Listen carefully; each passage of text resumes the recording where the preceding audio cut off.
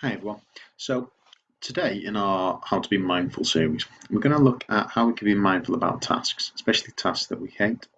So quite often we put off the tasks that we don't like doing, even if they're everyday tasks, or we leave it for somebody else to do, because we just can't find any enjoyment in the task, and we just don't like doing it. Okay. So what we're going to do today is we're going to explore how myself personally, how I changed my mindset on a couple of tasks, and how you can go about doing the same thing about some of the tasks that you really hate. So, if I explain about the two tasks I chose, so one is to do with home, which is hanging out the washing. Okay, really dislike hanging out the washing. Okay, used to really dislike it anyway. And the second one is about just the time and the effort from a work perspective as a teacher. Marking students' work takes a long, long time, and it's one of those things that we never look no one really looks forward to massively. So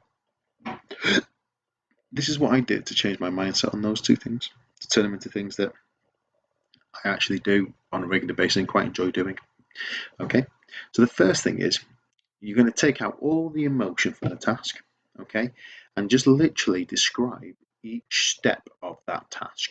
All right, so here's me having done mine, all right, for hanging out the washing. So you can see, hanging out the washing, we've got empty out the washing machine, sort the clothes for hanging, on which shelves they hang on, uh,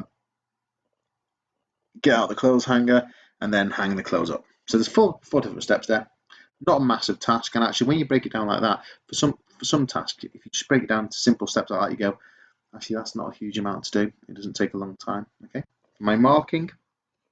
There you go. It is read the student's work, correct any mistakes, suggest improvements, write a improvement task for the students to do, and then finally plan some directed reflection time into my next lesson so that the students can actually do the task that I set them. Okay, so nice and easy. Just literally take all the emotion out and just write down each step of what you have to do.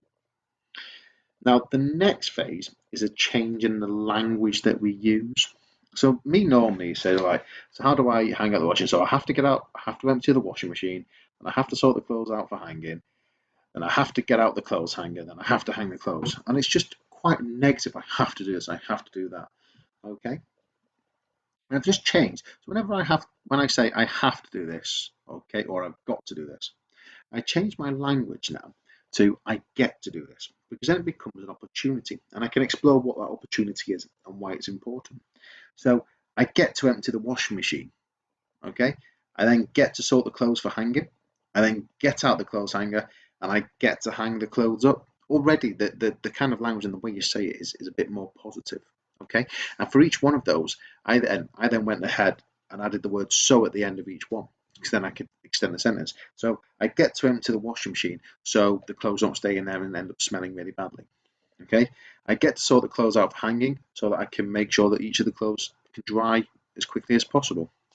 I get out the clothes hanger, okay, so I can actually hang the clothes up, and I I get to hang the clothes out so that I have clean clothes in the future. And actually, at the end of that, I have to think about, well, okay, that's putting the things more positive, but what are the overall benefits of me hanging out the washing? So the overall benefits is I get to hang out the washing so that one, I have clean clothes, clean dry clothes when I need them. I don't have to kind of scurry around the house. I can just open up my drawer and find them. Okay. And two, by me getting it, I get to spend more time with my wife because she's not having to do it. Okay. So I can see the benefit now of why, if I take that task on, then we have a bit of a beneficial situation going on everywhere. All right. Same with the marking. So I changed all those I have to do this to I get to do this. So I get to read the students' work so that I can see how they're doing and how well I've taught them. I get to correct their mistakes so that they don't make those same mistakes again and they progress. I get to suggest improvements so that I know and the student knows how they can move forward in their learning.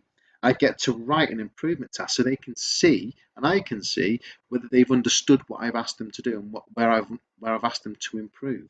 Okay, and I get to plan dirt time into my next lesson, which not only means that I have to plan less for the rest of the lesson because I've already got a task already planned for each individual student. But it means that the students themselves get the chance to actually do that task that I've just spent some of my time generating for them. Okay, so overall, I then thought, well, what's the overall benefits of this? Okay, something that we get, we've only got a finite amount of time in a day, and it's something that takes up quite a chunk of time. So I get to do the marking so that I can help students improve their own learning.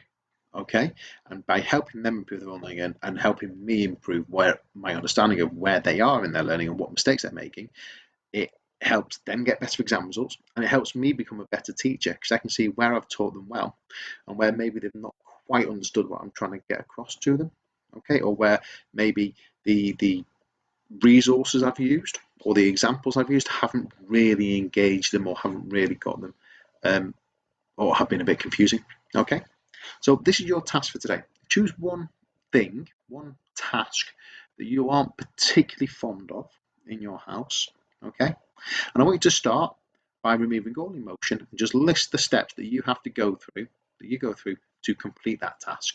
Okay, then I want you to either write it down or in your head, just look at each of those tasks and change it to I get to do this so that this can happen. Okay, and then at the end, see if you can think about I get to do this whole task for whatever reason it is at the end. Okay, and you'll find that actually that task then stops becoming a chore and starts becoming something that you can understand why you're doing it and why it's important and who it benefits and everybody that it benefits, and therefore you go, actually, it's not a chore. This is just something that I can do to help other people out or to help myself out. All right, excellent. Okay, hope that helps. Bye.